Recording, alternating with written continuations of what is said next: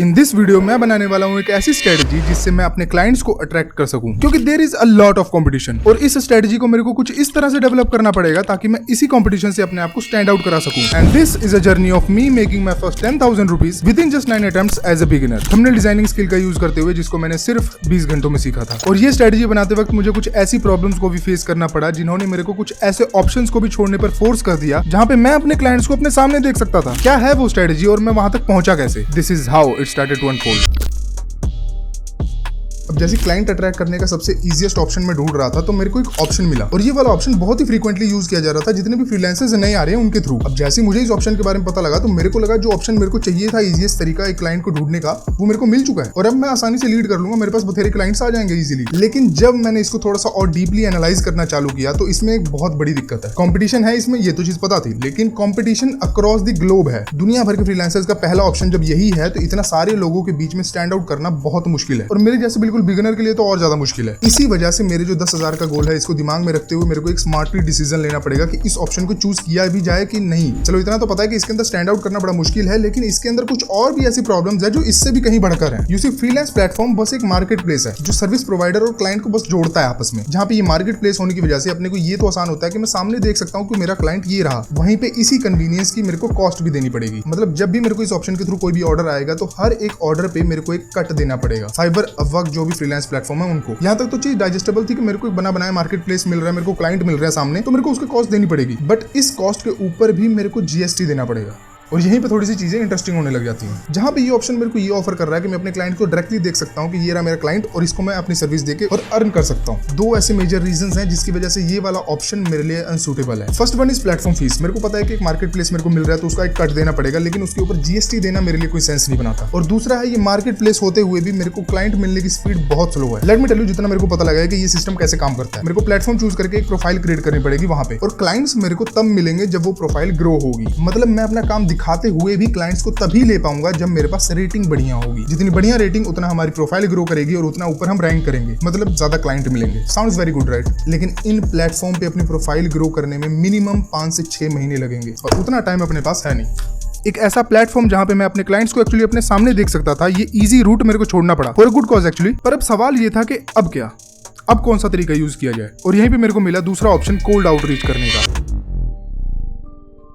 But इसमें भी एक मेजर दिक्कत थी जिसको फिक्स करना थोड़ा इजी था शायद। तो अपने पिछले ऑप्शन में दिक्कत ये थी कि जो भी अपना प्लेटफॉर्म था वो एक मीडिएटर की तरह काम करता था, बस अपने को एक मार्केट प्लेस देता था जहां पे सर्विस प्रोवाइडर और अपना क्लाइंट बस मीट कर रहे हैं और वही वो मिडल मैन की तरह अपना कट भी लेता था। तो अगर मैं किसी प्लेटफॉर्म की जगह डायरेक्टली क्लाइंट को आउटरीच कर देता हूं तो मैं दोनों के लिए, मेरे और क्लाइंट के लिए एक विन विन सिचुएशन बना सकता हूं। Let me tell you why. Order मिलने के बाद सिर्फ मैं या कोई सर्विस प्रोवाइडर नहीं है जिसको कट देना पड़ता है, क्लाइंट को भी मार्केट प्लेस फीस देनी पड़ती है। सो अगर मैं डायरेक्टली आउटरीच करता हूं तो मैं दोनों के लिए एक अमाउंट सेव कर सकता हूं और सबसे बड़ी बात, एक थर्ड पार्टी कंट्रोल चला जाएगा, सारा कंट्रोल मेरे और क्लाइंट के बीच में आ जाएगा। So it's a win win situation for both of us. लेकिन सबसे बड़ा क्वेश्चन तो ये है कि उनको रीच आउट करा कहां पे जाए। एक तो मैं उनको सोशल मीडिया डीएम्स के थ्रू उनको रीच आउट कर सकता हूं, इंस्टाग्राम और लिंक्डइन वगैरह। लेकिन यहाँ पे भी एक ट्विस्ट है, ये वाला ऑप्शन सिर्फ मैं नहीं हूं जिसने चूज किया, और भी बथेरे सारे फ्रीलांसर्स हैं जिन्होंने सेम यही ऑप्शन चूज किया है। यहाँ पे भी कंपटीशन है, बट ये वाले कंपटीशन में मैंने एक चीज नोटिस की है कि ये वाला कंपटीशन एक ऐसी गलती कर रहा है जिससे मोस्टली जो क्लाइंट हैं ज्यादातर इस वाले सेक्शन को इग्नोर कर देते हैं। ये वाले कंपटीशन में मैक्सिमम लोग क्या करते हैं कि एक ही मैसेज क्रिएट करते हैं और उसी सेम मैसेज को जितने भी सारे क्लाइंट दिख रहे हैं इनको सबको सेम मैसेज चेप देंगे। जहाँ पे ये वाली चालाकी थोड़ी स्मार्ट जरूर लगती है, लेकिन क्लाइंट भी ये जानता है, उस क्लाइंट को सैकड़ों डीएम्स रोज सेम पैटर्न में आ रहे हैं, तो वो क्लाइंट जानता है कि ये जो मैसेज है वो सिर्फ मेरे को नहीं भेजा जा रहा है, यही सेम मैसेज और भी फॉरवर्ड किए जा रहे हैं सेम अलग अलग लोगों को। और अगर मैं ये वाली प्रॉब्लम को थोड़ा फिक्स कर पाता हूं तो चांसेस है कि मैं अपने आप को इस कंपटीशन में स्टैंड आउट करा पाऊंगा। अब यहां तक आने के बाद मेरे को सिर्फ एक चीज पता करनी थी कि क्या ऐसा किया जाए जिससे मैं ये चीज फिक्स कर पाऊं। जो मैसेज मैं क्राफ्ट करूंगा उसको मैं इतना पर्सनलाइज बना दूं जिस भी क्लाइंट को वो जा रहा है उसको ये लगे कि वो सिर्फ मेरे लिए ही बना गया है। अगर मैं ये वाली चीज कर लेता हूं तो मैं अटेंशन ग्रैब कर पाऊंगा अपने क्लाइंट का। अब जब मैं ये वाली चीज ढूंढ रहा था कि मैं अपने मैसेज को कैसे ज्यादा से ज्यादा पर्सनलाइज करूं, तो जो मेरे को सोल्यूशन मिला है दैट इज कि मैं एक सैंपल थंबनेल साथ में अटैच कर दूं। बेसिकली क्लाइंट के जो पिछला कोई भी थंबनेल वगैरह होगा उसको उठा के रीमेक करके उनको इंप्रूव करके उस मैसेज के साथ अटैच करके भेज दिया जाए। और इस वाले फॉर्मेट को मेरे को लग रहा है कि सोशल मीडिया पे करने की जगह अगर मैं ईमेल पे करता हूं तो ज्यादा सुटेबल रहेगा। और इसमें भी एक गेम है, क्योंकि जो अपनी एक टारगेट ऑडियंस है वो है क्रिएटर्स, उनको एक्चुअली थंबनेल्स चाहिए, तो जितने भी क्रिएटर्स हैं उनको जो स्पॉन्सर मिलता है वो ईमेल पे ही मिलता है। तो ये वाली चीज तो ऑब्वियस है, क्रिएटर अपने बिजनेस ईमेल पे ज्यादा एक्टिव होगा। ऑल इन ऑल ये सारी चीजें ईमेल पे करनी ज्यादा प्रोफेशनल लगती है, लेकिन इस ऑप्शन को लेकर सिर्फ मेरे दिमाग में एक डाउट है, क्या एक फ्री सैंपल थंबनेल जिसका मेरे को पता है कि शायद मेरे को उससे पैसा नहीं मिलने का, उसके ऊपर टाइम देना, एफर्ट देना, अपने सारे रिसोर्सेज इस्तेमाल करना, वर्थ इट रहेगा कि नहीं? वेल, इसका आंसर भी थोड़ा सा डिफरेंट है। एक फ्री सैंपल थंबनेल देने से मेरे को कई चीजें बेनिफिट दे देंगी। पहला, जो ईमेल है वो बहुत ही पर्सनलाइज लगेगा क्योंकि उसका थंबनेल खुद उसके अंदर है, तो मेरे लिए इजी होगा कि मैं क्लाइंट का अटेंशन ग्रैब कर सकूं। और that is actually the whole point कि पहला काम तो यही है कि अटेंशन तो किसी तरह से क्लाइंट की ग्रैब की जाए, और दूसरा मेरे लिए फायदा ये है क्योंकि मैंने वो जो काम है उसको एक्चुअली बना के दे दिया है, तो मेरे को वो प्रॉमिस नहीं करना पड़ेगा कि जो मेरे पास डिजाइनिंग स्किल्स है मैं तुम्हारे लिए कैसे बना के दूंगा। एक्चुअली वो मैंने करके तुम्हें दिखा दी है। क्लाइंट राइट अवे देख सकता है कि मेरा जो काम है उसके लिए कैसा है। और सबसे इंपॉर्टेंट चीज, ये वाली चीज अगर मैं करता हूं तो वो ज्यादा ट्रस्ट क्रिएट करती है क्लाइंट के हेड में। पर वो डाउट मेरा अभी भी गया नहीं था, क्या विदाउट सीइंग द प्राइस एक फ्री थंबनेल क्रिएट करना वर्थ इट रहेगा? But I have an idea.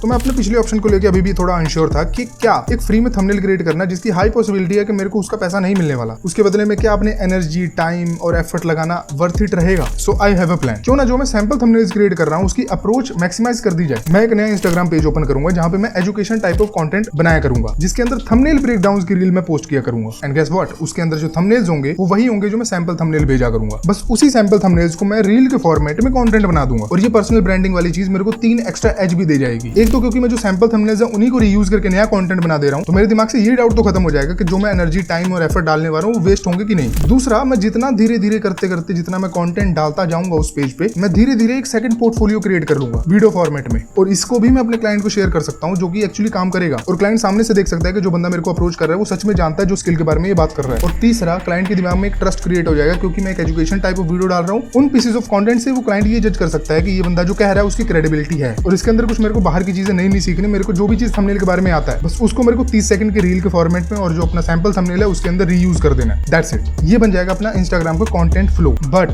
The best part is कि मैं धीरे धीरे एक अपना पर्सनल ब्रांड क्रिएट कर लूंगा, और देयर इज हाई पॉसिबिलिटी कि इस पर्सनल ब्रांड से मेरे को काफी क्लाइंट्स मिल सकते हैं। सो लेट्स सी क्या होता है। अब मैंने ये स्ट्रेटजी क्रिएट तो कर ली थी, लेकिन अभी भी ये सब चीजें थ्योरेटिकल ही थी, और अपनी इसी स्ट्रेटजी को मैं इंप्लीमेंट कर दूंगा अपने नेक्स्ट यानी 4th अटेम्प्ट में। मैं क्लाइंट्स को भी ढूंढूंगा, उनको पर्सनलाइज्ड ईमेल लिखने से लेके सैंपल थंबनेल्स क्रिएट करने तक, प्राइसिंग से लेके उन्हीं सैंपल थंबनेल्स पर कंटेंट क्रिएट करना, ये सब चीजें नेक्स्ट वीडियो में ही होने वाली हैं। But what do you think about this strategy? क्योंकि सवाल तो अभी भी वही है कि इतना आगे आने के बाद भी व्हाट इफ